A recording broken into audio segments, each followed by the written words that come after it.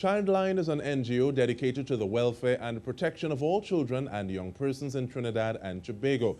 Now, the NGO is hosting webinars addressing a range of topics, and we are very happy to be joined by Coordinator of Childline, Mary Moonan, as well as the Program Manager, Levon Solomon. Thank you so much. How are you all doing today? Very well, thanks. Thanks for having us. It is our pleasure, and I'm very glad I was scrolling through and I saw some information about the webinars, and I said, okay, well, we need to try to see if we can amplify this mission a little bit. So I want to start with you, please, Ms. Mary. Give us a little idea of the work of Childline and some, well, we'll get to services offered, but what's the work of Childline? What's your mandate? Well, we have three main lines of service or units. One is a 24-hour helpline. We operate 24/7, never close. So anytime that we are in needed, you can contact us. It's a toll-free number, 800-4321. We also have outreach, which is responsible for all these webinars and workshops. And well, when schools were open, we would be going to the schools. And then we have a counseling unit where we provide counseling either online, face-to-face, where children who need interventions contact us. So in a summary, that's what we do, but of course, it's far greater than that altogether. And just continuing with you for a moment, please, Mary, because I know in different jurisdictions, the explanation, definition of child can vary. So what is there an ideal target grouping that you have, or who is it that these services are for? Well, legally, a child is within our jurisdiction defined as anyone under the age of 18. However, we extend our services to the young people, youth, up to the age of 25, because the transition from 18 to 25 is also a slow one, and also there are changes that may cover both childhood and adulthood. All right, thank you so much. And Levon, I want to involve you in the conversation now, please. And yes. Mary intimated, or she gave a little idea in terms of like what things are going to happen when schools reopen. But I want to ask, how has the pandemic impacted the work that Childline does at this point in time? Well, I mean, in terms of the helpline, we've never stopped operating. It continues to run throughout the pandemic. And if you notice, like the webinar, which we are getting ready to host, we've moved virtually. So instead of going out in the schools, we're meeting the children and the young persons where they are, and that is on social media or wherever internet access is available. As well as we've offered telecounseling and virtual counseling where necessary. Do you find some drop-off? And I ask that because personally, I find sometimes I can miss nuances or things that I would have picked up, even if I'm not necessarily even if I'm physically distanced, I'll be able to pick up some things in body language, sometimes energy. Does the telecounseling, do you feel that it's still as effective, for want of a better word, as much as the physical interaction? Of course, it does come with the challenges. And as you said, it is difficult to pinpoint that body language when you're using a telephone. So to combat, we've also offered in-person counseling, one-on-one counseling, of course, adhering to all COVID-19 public health regulations. And but for the more serious issues, we will do the in-person counseling. And Mary, just before we get to the idea of the webinar itself, I want to ask about the numbers. Do you find there have been more subscription to the helpline, people calling in 800-4321? What has that been like? Well, our calls are constant, but we have introduced what we call web chat, and that has picked up very quickly with the children, because as you know, they prefer to be anonymous, where they don't even have to use their voices, and they enjoy doing web chat. So we have had a lot of web chats that way. All right. Now, take us through the idea of the webinars, please, Levon, in terms of saying, okay, well, this is something that we want to do in terms of the way that we have our outreach going on. Is there something that you specifically wanted to address? Because I know there are themes, and we'll get to that as well. But sometimes it is one thing to have a good idea, and another thing to get that ball rolling to say, okay, well, it's upon us. It's going to happen in this week. Right. So the most recent set of webinars entitled Viral, Staying Safe While Staying Relevant on Social Media. It's quite topical because it deals with what is happening right now, what we're seeing in the media lately with persons, especially on TikTok, young persons nowadays, especially on TikTok and Instagram and Snapchat, and they're partaking in these dangerous challenges. So we see that a immediate and direct response to for our social responsibility to reach out to the young persons and as well as the parents and guardians to impart some important information about the challenges or the dangers of partaking in these challenges, as well as social media awareness and safety in general. And with that in mind, who's the ideal person? Who are you trying to get to register to be a part of these webinars? So we have two offerings. We have, starting tomorrow and Wednesday, we have for persons over 18 years. And then on Thursday and Friday, we have for persons between the ages of 13 to 17 years. So we're targeting parents, adults, guardians, as well as children. And does this, Mary, does this interface with any other partners? Are there other people that you're bringing on board? Because we even would have seen different groupings, be it the TTPS and other people talking about some of the things that are on social media, guarding people against it, trying to raise sensitivity. So is there any other individuals that Childline is working with at this point in time for that, for these webinars? But we work very closely with the Office of the Prime Minister, in particular the Gender and Child Affairs Unit. We are all about child protection, as well as UNICEF, who supports many of these initiatives. So, no one can do this job alone. It covers all the children of Trinidad and Tobago, and we are in partnership with many in this field.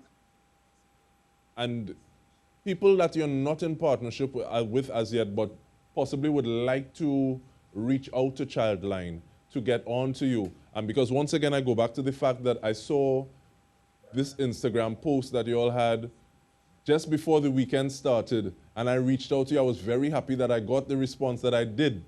But how can people reach out to Childline, avail themselves of your services, or possibly become a resource person as well? Well, as I mentioned, there's a 24-hour helpline. They can contact our helpline and leave a message for us to contact them. They can always write us at childline@gmail.com, and we would respond, right? And then they could also visit our website, web chat, and leave messages there as well. All right, so there are various avenues that they can contact, and we will respond to everyone. Okay, but take me through the web chat, please, because is it that you have to put in your name, or is there certain information that you need to put in? And because you also mentioned the fact that some people would love to remain anonymous in terms of while still getting the help that they need. So we don't require any identifiable information such as a name, just contact information, be it a phone number, email address, age range, and the general area which you are contacting us from. No identifiable information. All right, so we're going to continue this conversation. But of course, yes, if please. we are to get back to them and respond, we would need, some contact information. Yeah. Understood. We are speaking with Mary Moonan and Levon Solomon of Childline, and a lot of things to cover. Stay with us. We have a little bit more after the break. Stay with us.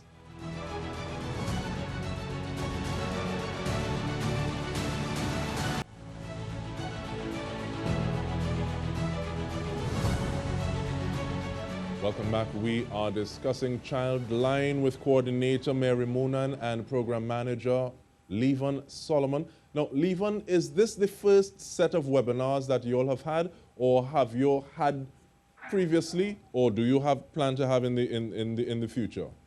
Of course, this is the main way of reaching young persons and children in the age of the pandemic. And we've been doing the webinars since last year, March. So we made a smooth transition from the in-person and visiting schools to being on social media and other uh, voice applications. Now, feeling bad because this is the first time I'm hearing about them. Now, I'm sure that what are some of the topics that you all would have covered? And Uh, also, to follow up mhm. on that, would it be possible to get some of those webinars that would have already been held? How is it curated? Sure. Okay, so we covered stuff like parent-child communication, peer-to-peer support counseling, um, as well as child protection. And of all these webinars, they were recorded and they could be accessed through our social media platform, in particular YouTube, where it's Childline, Trinidad and Tobago.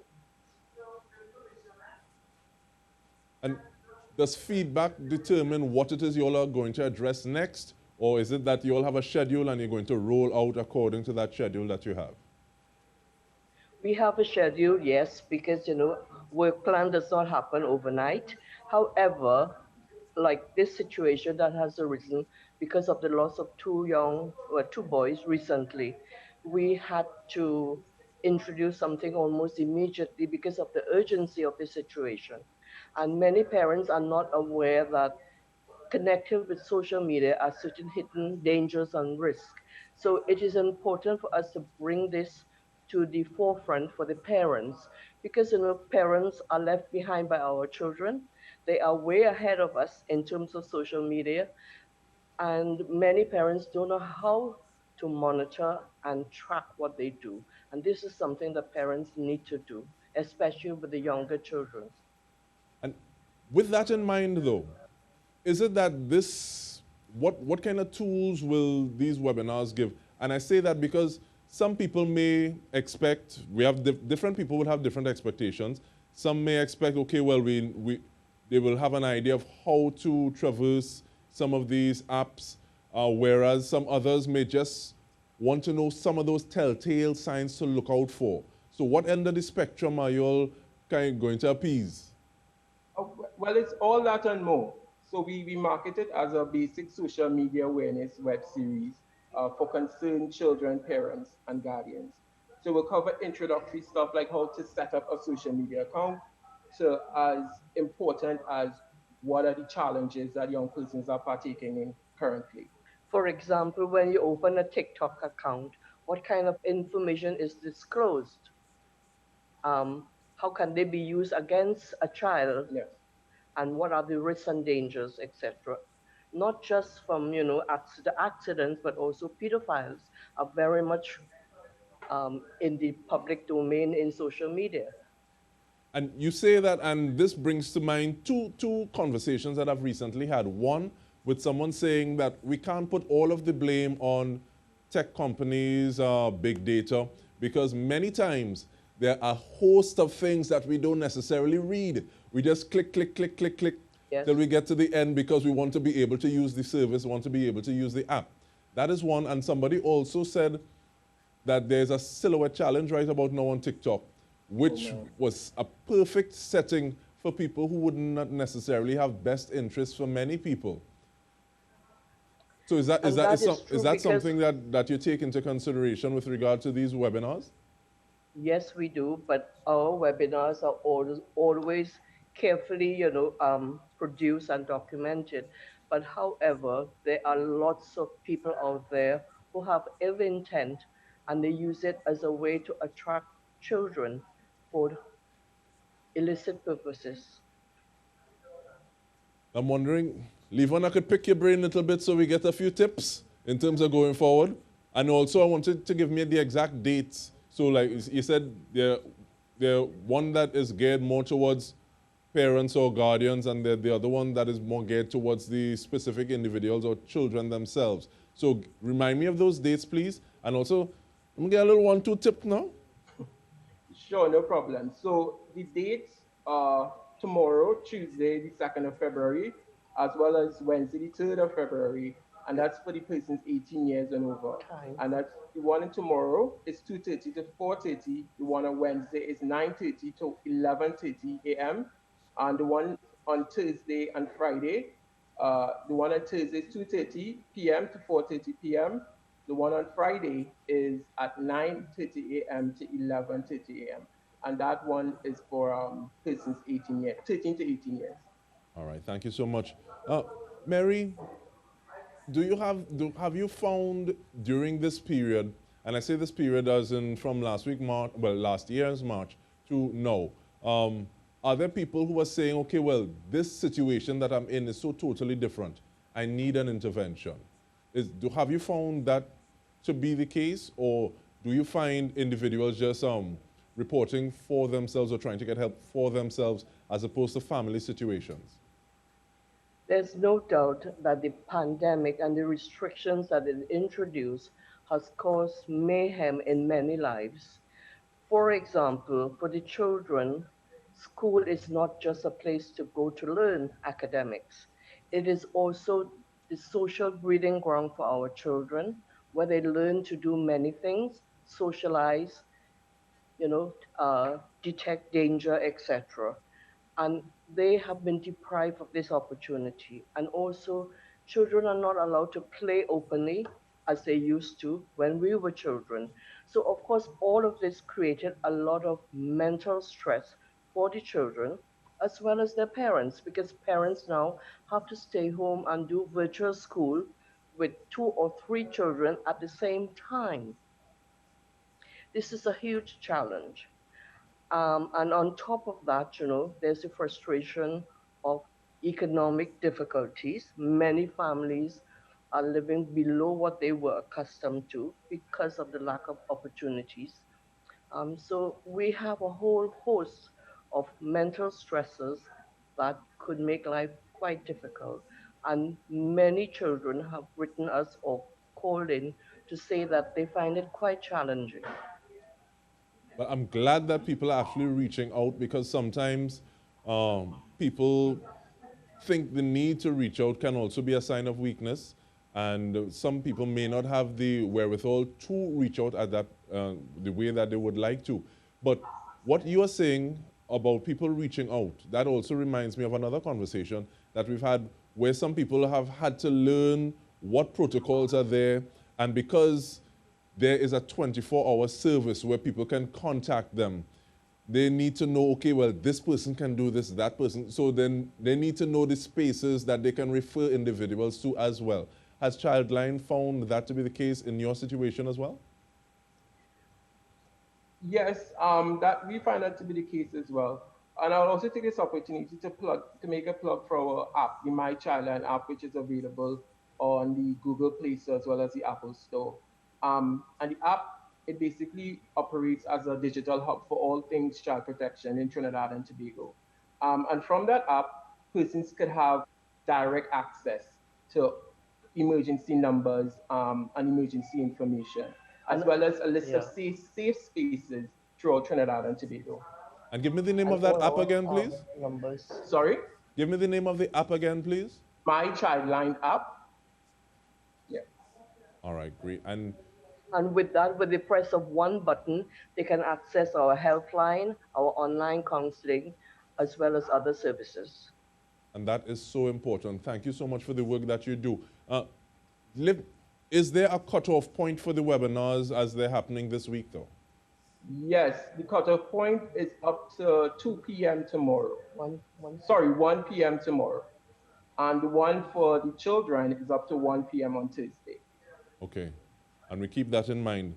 But at this point in time, we thank you very, very much, one, for your availability, because sometimes it's not just the ability, it's the availability. So thank you so much for your availability, Mary and Levon of Childline, doing so much good work for the children of Trinidad and Tobago and those who interact with them. And we want to thank you on behalf of our entire news team for joining us this evening. I'm DK Rosta. Have a good night.